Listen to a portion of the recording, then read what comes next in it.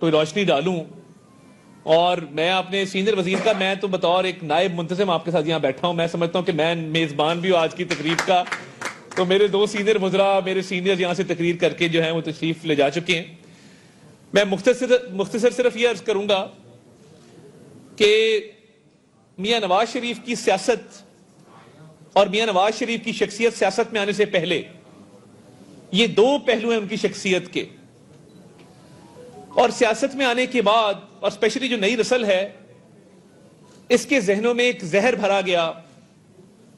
اور ایک منظم سازش کے تحت مسکنسیپشن پیدا کیے گئے اس نواز شریف کے بارے میں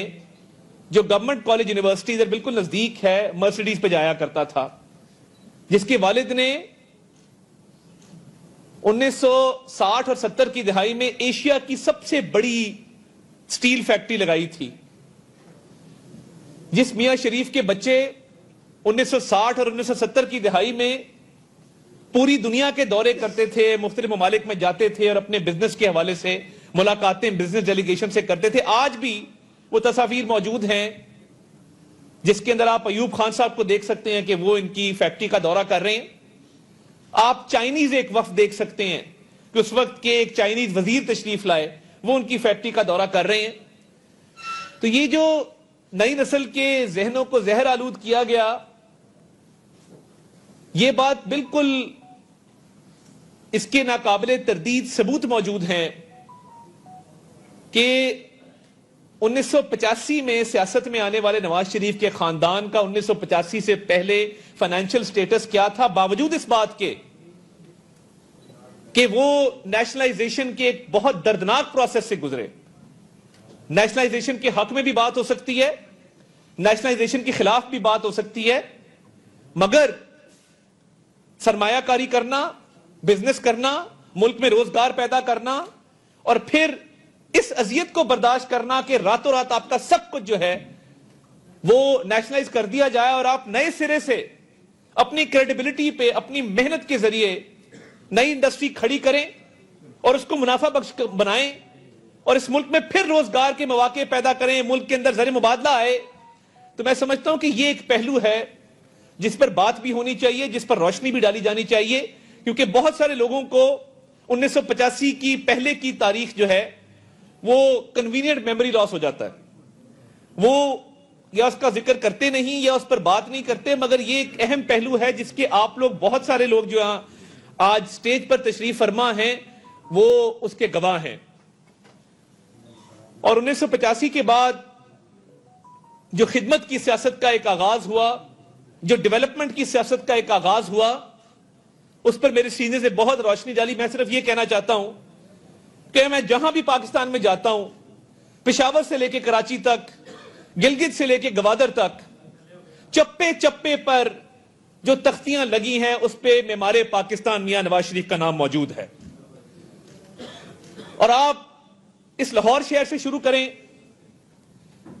اور احسن اقبال صاحب نے ٹھیک فرمایا کہ آپ میاں نواز شریف کے پروجیکٹ اگر مائنس کر دیں، مجھے آج بتا دیں کہ یہ پنجاب انسٹیٹیوٹ آف کارڈیالوجی،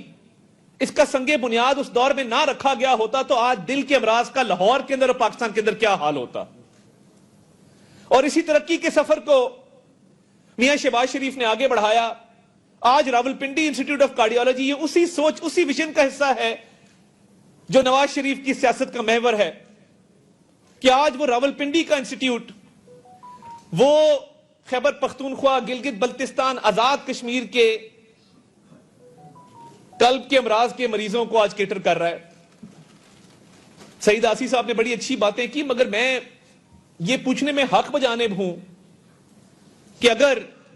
اس معیشت کو استحکام نہ دیا ہوتا اللہ تعالیٰ کے فضل سے ایک ٹیم ورک کے تحت، جس میں وزیر اعظم شہباز شریف، جس میں فیلڈ مارشل سید عاصم منیر ادارے کا پورا کردار ہے، اور ایک شخص نے اس ملک کے اندر، یہ کبھی نہیں ہوا تھا، سیاسی مخالفت ہوتی تھی مگر سیاسی مخالفت کو کبھی دشمنی میں تبدیل کر کے کسی نے یہ نہیں کہا تھا کاش پاکستان ڈیفالٹ کر جائے. کسی سیاسی جماعت نے آج تک IMF کو لیٹر نہیں لکھا تھا کہ پاکستان کی امداد اس بنیاد پہ نہ کی جائے کہ ہمارے مخالف جو ہیں وہ برسر اقتدار ہیں اس لیے پاکستان کی امداد نہ کی جائے. یہ کبھی نہیں ہوا تھا کہ کسی کو کہا جائے کہ ایک دوسرے کی خوشی غمی میں شریک نہ ہونا، یہ چور ہے، یہ ڈاکو ہے، یہ مافیا ہے، یہ گاڈ فادر ہے، یہ فلاں ہے. کبھی ایسا نہیں ہوا تھا کہ کوئی باہر جائے تو اس کے پیچھے لوگ لگا دیے جائیں کہ نعرے لگاؤ، گالم گلوچ کرو. اس ملک میں جو نفرت کے بیج بوئے گئے ہیں، اس ملک کے اندر جو پولرائزیشن کی سیاست کی گئی ہے، اس ملک کے اندر اپنی ذاتی انا کی تسکین کے لیے، اپنے ذاتی اور سیاسی مفاد کے لیے دفاعی اداروں پر جو حملے کیے گئے ہیں، اس ملک کے اندر ایک جھوٹے انصاف کا اور تبدیلی کا نعرہ لگا کر جو تباہی اور بربادی برپا کی گئی ہے،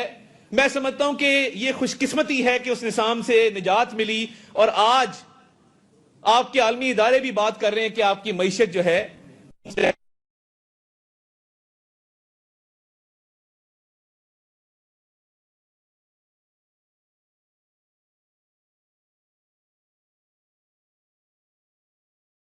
وہ عوام تک پہنچ رہا ہے. ورنہ اگر ایک لمحے کے لیے یہ فرض کر لیا جائے کہ میاں نواز شریف کی پارٹی، میاں نواز شریف کا ویژن وہ نہ ہوتا، اور یہ جو تعمیری سیاست ہے، ڈیولپمنٹ کی سیاست ہے، وہ اس ملک میں نہ ہوتی، تو یہ باتوں سے جو سیاست کرتے ہیں اور جن کی باتیں بھی ایسی ہیں کہ جن سے لسانیت کی، نفرت کی، تقسیم کی بو آتی ہے، انہوں نے 12 سال میں میرے خیبر پختونخوا کے صوبے کا کیا حال کیا ہے کبھی جا کے دیکھ لیں وہاں پہ. اور مینڈیٹ کس بات کا ملا ہے، اور وہاں پہ میں آج سیاسی بات کرنا نہیں چاہتا تھا، مگر آسی صاحب نے چند جو انہوں نے ارشادات فرمائے تو میں اپنا فرض سمجھتا ہوں کہ میں اس پہ ضرور اپنی رائے کا اظہار کروں. 12 سال میں میرا ادھر ساتھ ہی الحمرہ کے اندر ایک پروگرام تھا اور سینیٹر ولید اقبال صاحب موجود تھے، اور ایک مکالمہ تھا. ایک نوجوان نے سوال کیا، اس نے کہا آپ مجھے 4 ہسپتال، 4 یونیورسٹیاں یا 4 منصوبے بنا دیں جو آپ کی پارٹی نے بنائے ہیں، میں آج آپ کو وعدہ کر کے جاتا ہوں میں آپ کی پارٹی کو ووٹ دوں گا. وہ نوجوان تو کھڑا رہا مگر سینیٹر ولید اقبال وہ محفل چھوڑ کے وہاں سے جو ہے وہ چلتے ہوئے. تو دیکھیے باتیں بہت سی ہیں اور باتیں آتی بھی ہیں لوگوں کو، مگر کیا جس صوبے میں مینڈیٹ ملا 12 سال میں، کیا پی آئی سی جیسا ایک ہسپتال بنا وہاں پہ؟ کیا پی کے ایل آئی جیسا؟ مجھے یاد ہے میں جب سی ایم سیکریٹریٹ میں شہباز صاحب کے سٹاف میں کام کرتا تھا تو ہمارے پاس کڈنی ٹرانسپلانٹ کے، لیور ٹرانسپلانٹ کے ایک سال میں کئی 100 کیسز آتے تھے، اور بہت سارے پیشنٹ ایسے تھے کہ جو اس پروسیس کے دوران ہی وہ فائل ایک دفتر سے دوسرے، دوسرے سے تیسرے، اس دوران ہی وہ اللہ کو پیارے ہو جاتے تھے. آج اللہ کا شکر ہے کہ ایک پی کے ایل آئی کا اسپتال موجود ہے جس میں 1000 جگر کے ٹرانسپلانٹ اب تک ہو چکے ہیں. دیکھیے عوام کو سہولت دینا، عوام کو ریلیف دینا، یہ میاں نواز شریف کی سیاست کا ہمیشہ محور رہا ہے. ان کو بالکل کسی چیز کی طمع نہیں ہے، کسی چیز کی لالچ نہیں ہے، کوئی مفاد نہیں ہے. ان کی پارٹی کا اگر کوئی نصب العین ہے تو وہ عوامی خدمت ہے، اور اس کے لیے بالکل مشکلیں بھی برداشت کی، سختیاں بھی برداشت کی. مگر آج اگر آپ یہ سارے پروجیکٹ مائنس کر دیں تو مجھے بتائیے کہ ہم کہاں کھڑے ہوں گے. اور کیا جب یہ موٹر وے بنائی گئی، آپ سب تو اس کے عینی شاہد ہیں، وہ کسی نے بہت اچھا اس نے لکھا ہوا تھا الیکشن کے دوران ایک نعرہ میں ایک جگہ گیا تو کسی نے لکھا ہوا تھا کہ نواز شریف دے چنگے کام، موٹر وے تے ایٹم بم. تو یہ دیکھیں نا، یہ موٹر وے جب ساؤتھ ایشیا کی پہلی بنائی گئی تب مہاتیر نے بھی ملیشیا میں موٹر وے نہیں بنائی تھی. جب یہ موٹر وے بنی تو ہمارا ہمسایہ جو ہے وہ ٹوٹی سڑکوں پہ گزارا کر رہا تھا. وہ مشرقی ہمسایہ ہو، وہ مغربی ہمسایہ ہو، پورے ساؤتھ ایشیا میں ایک موٹر وے نہیں تھی. ڈیبو کارپوریشن تب کوریا سے پاکستان آیا اس موٹر وے کو تعمیر کرنے کے لیے. اگر یہ موٹر وے نہ ہوتی، میں نے ہیلتھ کا ایگزامپل دیا، پی کے ایل آئی کا دیا، کارڈیالوجی کا دیا، اور میں امپیریکل ایویڈنس پہ آپ سے بات کروں گا کہ نواز شریف کیوں جدید پاکستان کا معمار ہے. کہ اگر یہ موٹر وے نہ ہوتی اور حاجی نواز رضا صاحب نے اپنی کتاب کی آج رونمائی کے لیے لاہور آنا ہوتا جی ٹی روڈ سے، تو دیکھیے موٹر وے کے نہ ہونے کی وجہ سے ان کو ٹوکن دیا جاتا کہ آج ہفتے کا دن ہے حاجی صاحب، رش بہت ہے کیونکہ موٹر وے تو نہیں ہے، تو قطاریں جو ہیں وہ 150 کلومیٹر کے اوپر لگی ہوئی ہیں جی ٹی روڈ کے اوپر. یہ منگل والے دن آپ آئیں اور منگل والے دن کا یہ ٹوکن ہے، آپ لاہور جا کے اپنی کتاب کی رونمائی کر لیں. ایک چھوٹی سی مثال ہے. اور تب تنقید کرنے والے کہہ رہے تھے جی جیبیں بھری جائیں گی, موٹر وے بن رہی ہے, اس پہ جہاز اتاریں گے, یہ 3 لین بن رہی ہے. اللہ نے وہ دن دکھایا کہ موٹر وے کے اوپر جہاز بھی اترے اللہ تعالیٰ کے فضل سے. اسی موٹر وے کے اوپر جہاز اترے جب جنگی صورتحال پیدا ہوتی ہے یا ملک میں کوئی جنگ کا خطرہ ہوتا ہے تو اسی موٹر وے کے اوپر جہاز اتارے جاتے ہیں. تو یہ اس ملک کے اندر ڈیولپمنٹ, تعمیر و ترقی چپا چپا نواز شریف اور نواز شریف کی پارٹی, نواز شریف کی خاندان کی چھاپ ہے اس کے اوپر. اور میں یہ سمجھتا ہوں کہ آج بھی جس طریقے سے معیشت سنبھلی ہے, جس طریقے سے آپ کی فورن پالیسی چل رہی ہے, پاکستان بین الاقوامی سطح پہ بہت ریلیونٹ ہے. اور میں ایک اور بات آپ کو بتاؤں, جب سینٹرل ایشیا سے پریزیڈنٹس اور پرائم منسٹر آتے تھے پاکستان تو ہم دیکھتے تھے کہ پرائم منسٹر نواز شریف ان کو ایئرپورٹ لینے گئے ہیں یا ان کو اپنے گھر دعوت دی ہے یا ان کو مری گورنر ہاؤس لے گئے ہیں, تو ہمیں تب سمجھ نہیں آتی تھی کہ سینٹرل ایشیا سے ہمارے اتنے اچھے تعلقات بھی نہیں ہیں اور میاں نواز شریف جو ہیں وہ ان کو اتنا ایکسٹرا آرڈنری غیر معمولی پروٹوکول کیوں دے رہے ہیں. آج سمجھ آتی ہے کہ جو لینڈ لاک سینٹرل ایشیا ہے, جس کو سمندر تک رسائی حاصل نہیں ہے, اپنی تجارت بڑھانا چاہتا ہے, تو وہ پاکستان کے ذریعے ہی کراچی کے پورٹ کو اور گوادر کے پورٹ کو استعمال کرے گا. آج وہ انویسٹمنٹ جو میاں نواز شریف نے کی وہ ہمارے کام آ رہی ہے. اور شہباز شریف صاحب نے اس ڈپلومیسی کو بڑی تیزی سے آگے بڑھایا. تو آج ان ممالک میں جاتے ہیں تو وہ کہتے ہیں, وہاں پہ میں تاجکستان جاتا ہوں تو امام علی رحمان وہاں کے صدر کہتے ہیں کہ نواز شریف میرا دوست ہے, میرا بھائی ہے, میرا بڑا تعلق ہے. باقی ممالک میں جاتے ہیں تو وہاں کے سربراہان مملکت نواز شریف کا بڑے اچھے الفاظ میں ذکر کرتے ہیں. تو وہ ڈیولپمنٹ ہو, وہ فورن پالیسی ہو, وہ ملک کے اندر رواداری ہو. اور میں 2 مثالیں ان کی وفاداری رواداری کی بھی دینا چاہتا ہوں. میں بات لمبی ہوگی, میں اتنی لمبی تقریر کے ارادے سے آیا نہیں تھا. جب 2013 کے الیکشن میں بانی چیئرمین پی ٹی آئی ادھر لاہور گلبرگ میں کرین سے گرے اور زخمی ہوئے, میاں نواز شریف نے فوری میٹنگ بلائی. ہم 180H ماڈل ٹاؤن موجود تھے اور انہوں نے کہا کہ یہ سیاسی ہمارا حریف ہے,